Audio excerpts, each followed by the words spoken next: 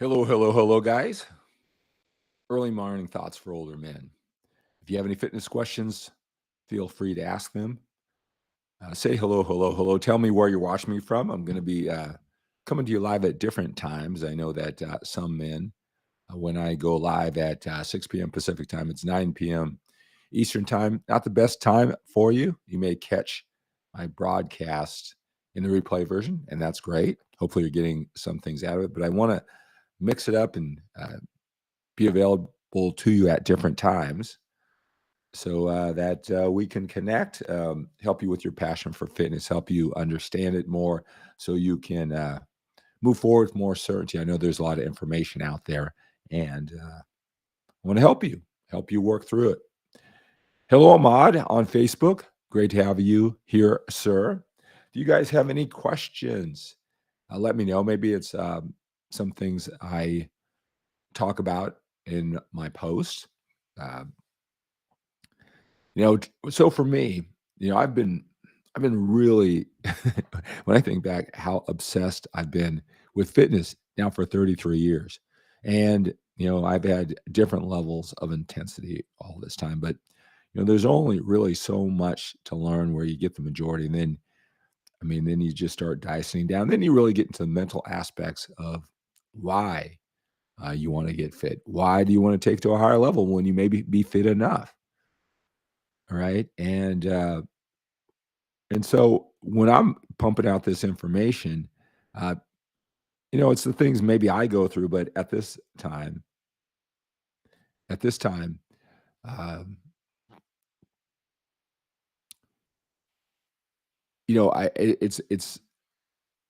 it's what my clients may be going through.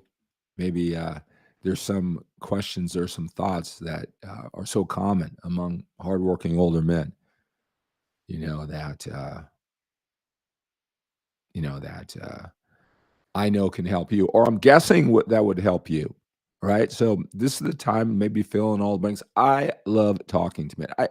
It's been about 5 years again doing this for 33 years, but it's been about 5 years where all I've done is jump into the psyche, the lifestyle, the priorities, the values of older men and fitness. And it's a certain type of older man too. It's not necessarily the guy who's been training for 15, 20 years.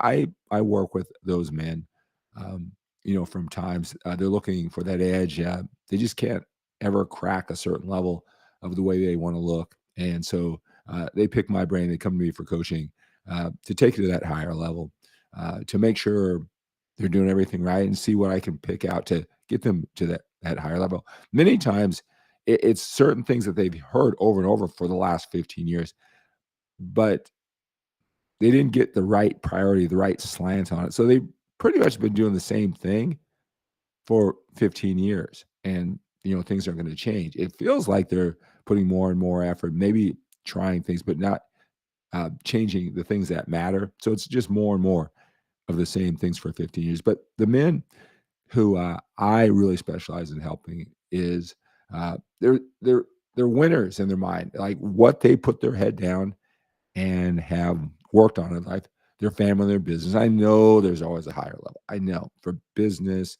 making money, influence, there's always a higher level. I get that. I know that. Um, I mean, very rarely does someone, most of the men I talk to say, I'm successful because in life, there's always that higher level of success, but really the amount of success that you earn, you pay what I say a pound of flesh for it, meaning you're focused on something in your life. You it's an unusual amount of focus and talent, and sometimes it's not talent, it's just persistence and time.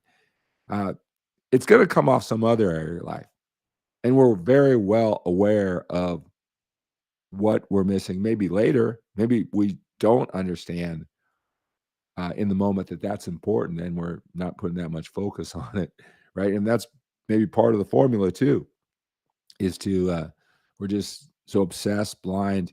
I think we're doing God's work in one area that it's okay that we don't put the priority until maybe later on we have a different perspective, right? So it's that mentality with their family and their business, and they didn't put a lot of attention into their fitness. Uh, Maybe they have health issues, maybe they don't. Maybe they're worried about health issues. Maybe they start thinking about their age and thinking, "Wow, man, my parents are 30 years older than me, and they're having a tough time physically," or maybe their parents have died of disease, or their friends, close friends, people that they know are having health issues, and so they wanna be proactive. Something like that, some life change, and, they just wanna take care. If that sounds like you, you're not alone. The most successful, hardworking, balanced men, right? Men that you and I would admire come to me, and we get this fitness straightened out. In the time that we work together, everybody's different of how they understand it, their level of motivation. Some guys are ready; they just need to know what to do. Some men know what to do. Maybe they can learn a little bit more, but they need some accountability and guidance to make it a part of their lifestyle, a part of their psyche, and go on a journey with me. But I get you to know exactly what you have to do with all of this information out there. I sell you, I persuade you, I convince you that have faith in what I'm saying. These are the reasons why. Put your head down and execute those things and distract those other things. And I know you've heard them, but I'm going to convince you that they're not important. And the things that I'm telling you are massively important. Again, the 80-20 rule, the 20 things that matter. I pound those 20 things down so you really execute those. 15 out of 10 effort, that's going to be the key to success. But you got to know what those core things are. And you got to be able to eliminate all those things that don't matter, that seem like they matter.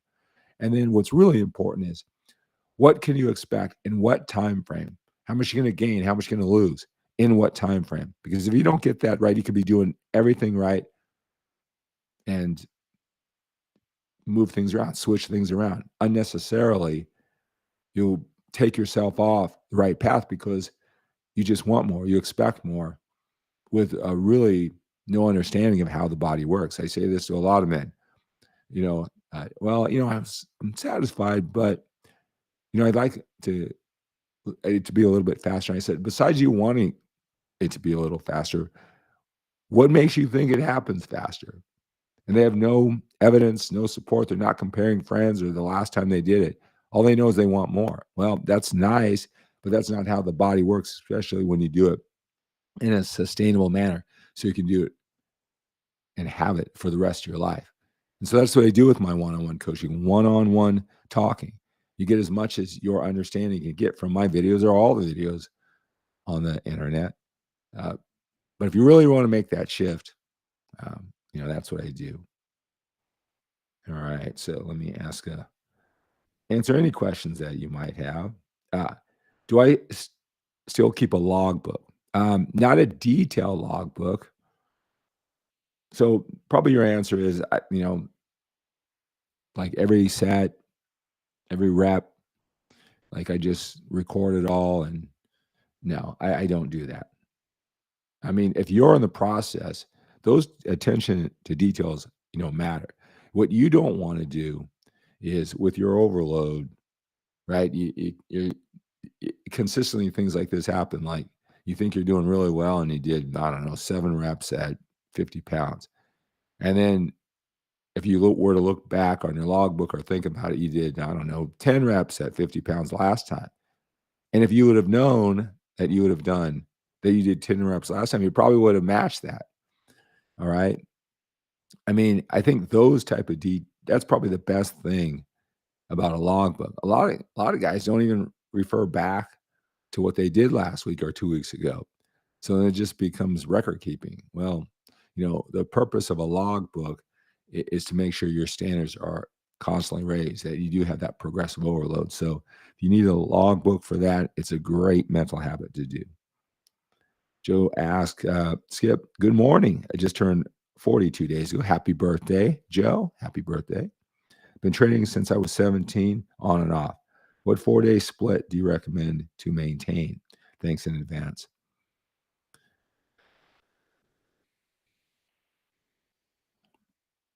Um, I've got, let me post, I have a 4-day split that I post. I'll post that. You're on Facebook, Joe. I'll post that. Maybe you can scroll down, but I'll post a 4-day routine.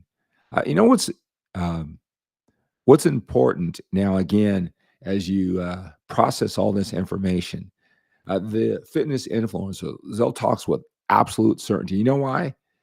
Because, to make this far, to be an influencer, to look as good as they do and be as structured as they do in fitness. And, it isn't like fitness is the most important thing in the world all by itself, and especially of a balanced life. So I'm not saying that that's how you should look at it.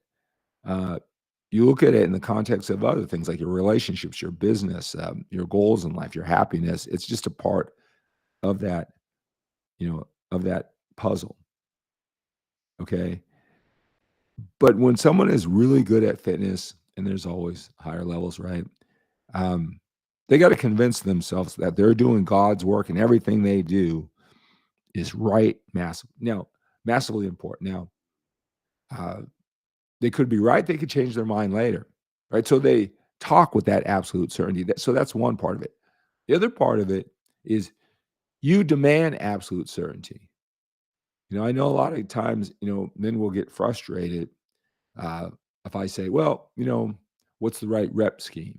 And I explain to them, it's not the rep scheme, it's what you put into that set and what it feels like when you're finished with that set, whether it's the 15th rep or the sixth rep, right? That's what's important. But I don't know, 90% of the men who I talk, that's not specific enough. They believe that there's some certain magical amount that's going to do it for them, right? If you don't know how it's supposed to feel at the end of every set, no matter if you do a long work or a short workout, if you don't know how to break down a set, how it's supposed to feel, it doesn't matter how many reps you do. All right. But if you want me to say 8, 6 to 8, oh, but I heard this. Okay, then 12 to 15. What do you want to, oh, what do you want me to say? Right. And so the influencer, the fitness person knows you want that. It's just easier just to tell you one and just stick to it. I'm pretty sure they know there are many different ways to get from point A to point B, uh, but it takes too long to explain that. You got to talk to the individual. I mean, that's why I love the one-on-one coaching, because you can't talk generically about what really matters generically. You got to talk to one person and get their understanding. Right, and then get them from where their understanding is to where they need to go. So, things like what's the best routine? What's the best split? Well, it depends on who's doing the split, how it fits in their lifestyle. Because, I could say, "Okay, here's a split," but it's really if you have the body part, if you have the body parts, spread over those days, that's the best four-day split. That's really how it works. Right? And when you hear things like, well, you can't triceps before chest and pre-exhaust this, those are theories, that I don't know, maybe they refer to some study that a bunch of guys and their peers who are crazy passionate about the science of whatever, and the question I would always ask is, okay, if yours is a 10 out of 10, what if you did it this way? What if your routine was this, this, and this, instead of what you say is optimal, this, and the science supports it? Well, let's say theirs is a 10. If you're consistent, you do that suboptimal routine. Trust me, it doesn't drop any less than a 9 out of 10. And the difference between a 10 and a 9 in assembling a routine is nothing, especially you're older and over time, what's that gonna produce? Besides maybe more certainty or uncertainty it causes in what you're doing every day, the training, the eating, it isn't like you're gonna have 2 gigantically different bodies at the end. So it's understanding so you don't get confused about things that are debatable or may not really give you that much of an edge, and it causes this uncertainty. Quick non quick question. What mic do you recommend? How have you related it to bodybuilding for older men? How do you feel about using juicing and enable energy and clarity?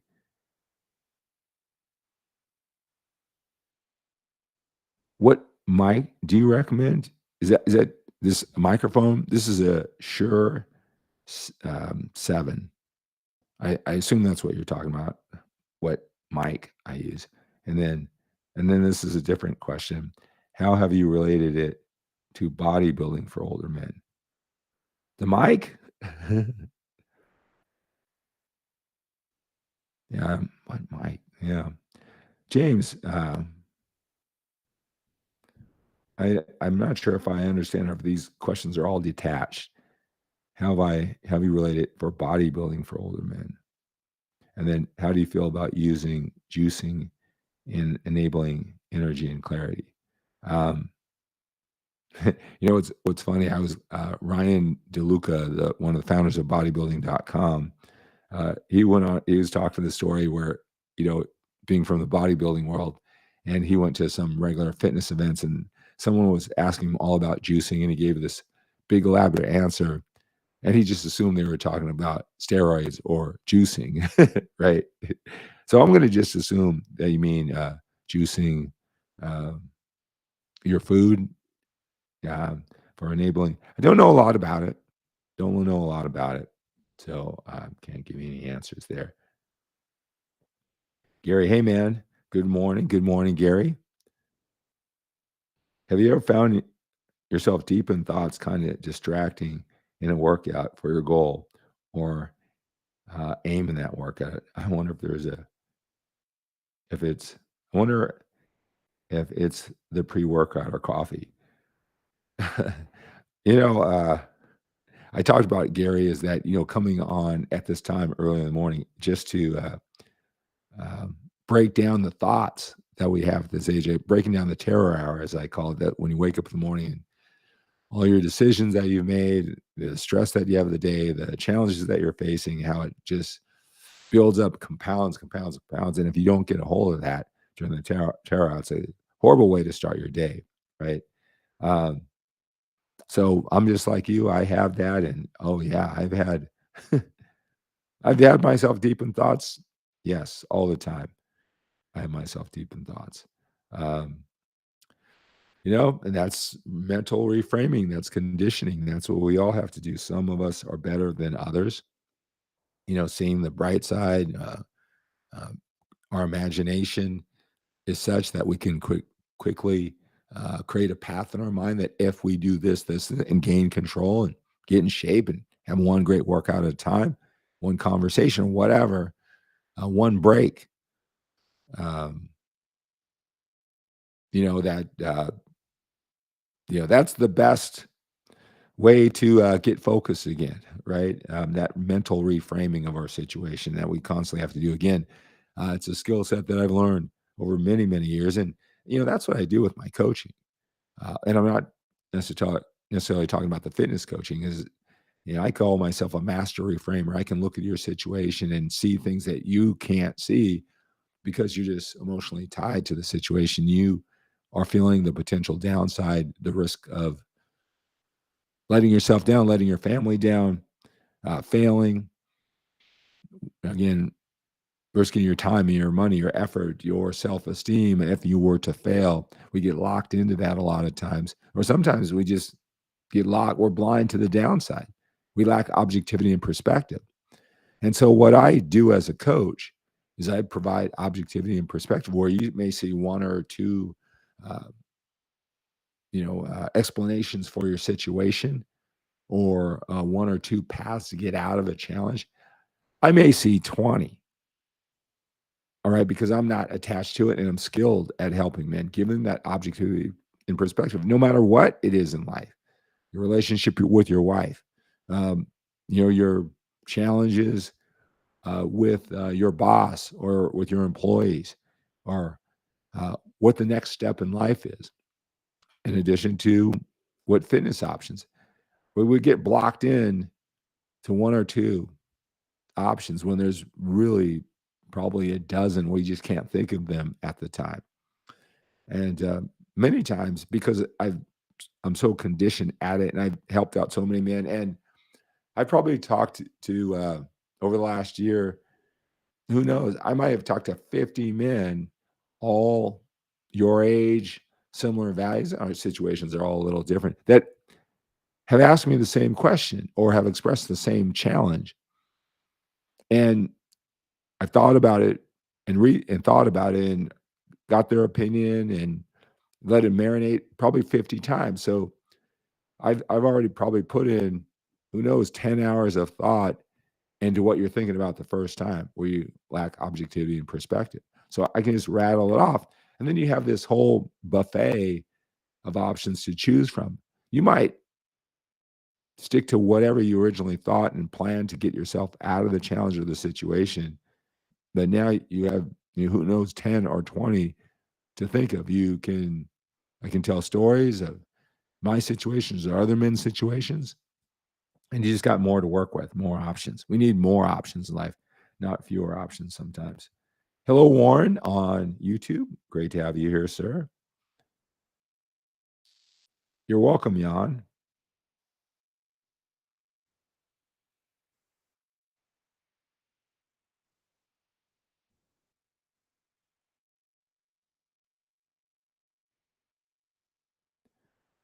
All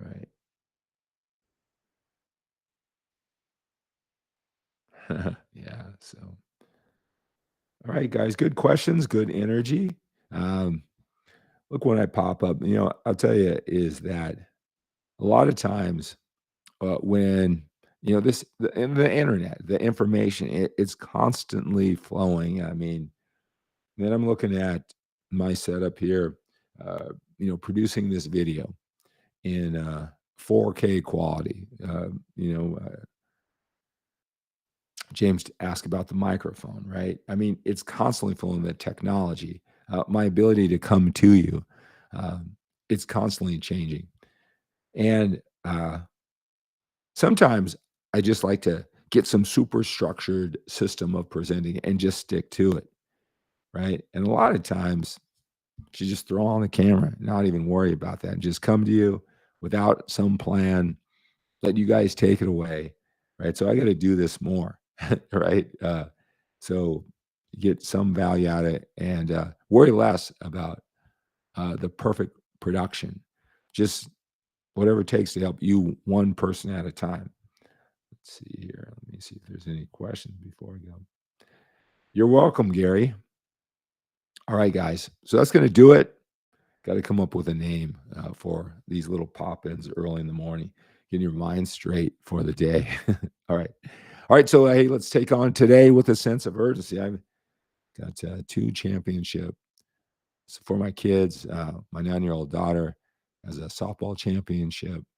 And at the same time, in, probably about, I don't know, 10 miles away, my son has his baseball championship. So they both have had really good years individually. They've worked really hard. We've worked really hard. We've worked really hard as a family, and now it's coming down to this, right? You always show up. Well, thank you so much, Gary. I appreciate that. Again, if you guys want any one-on-one coaching, this is making sense to you, that you think that maybe talking to me can finally get you that clarity, that objectivity, those options that you need to get to the next level, well, reach out to me. Reach out to me today. This weekend, I'm going to spend a lot of time taking calls, seeing if coaching is an option for you. All right. See if I can help you, but I need to learn about your story, and I have no problem talking to you. So reach out. Um, I'll post my numbers or the way to get a hold of me. If you haven't seen it, you can see it on the social media platform everywhere. All right, so that's going to do it. Let's take on the day with a sense of urgency. We have to when we're a little bit older. We've got more time behind us than we do in front of us. Have a great day.